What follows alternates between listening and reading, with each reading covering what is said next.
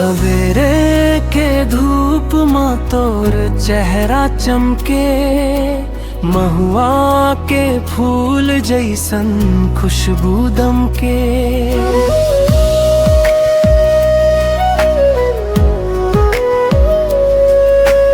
पग पग माँ तोर नाव गुनगुना थम, तोर मया बर रोज भगवान ला मालान थम।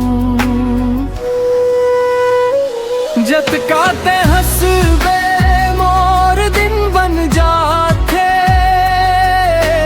तोर संग बीतारे पल दिल ला भाते। हाथ में हाथ धर के चलबो जिंदगी भर, तोर बिना लागे दुनिया अधूरा रे।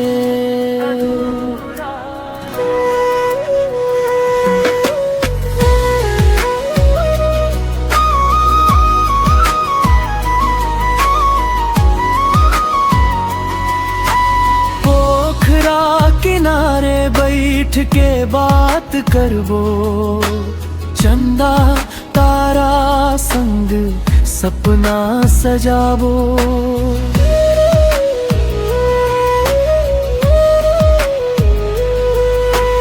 तोर मुस्कान मोर सबसे बड़े धन, तोर संग रहिबो जन्म जन्म।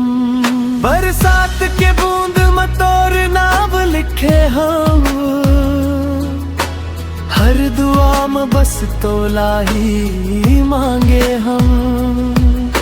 सुख दुख में कभू नहीं छोड़ू हाथ, तोर संग चल ही मोर हर एक बार। जत काते हंसबे मोर दिन बन जाते, तोर मया मोर जिंदगी सजाते। मोर दिल कही थे बस के बाद, पेंच हवस मोर जिंदगी के सौगात। मोर जिंदगी के सौगात।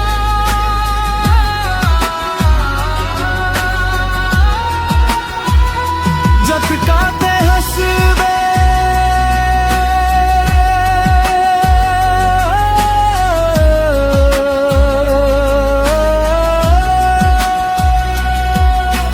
मोर दिन बन जाते, पैच हवस मोर जिंदगी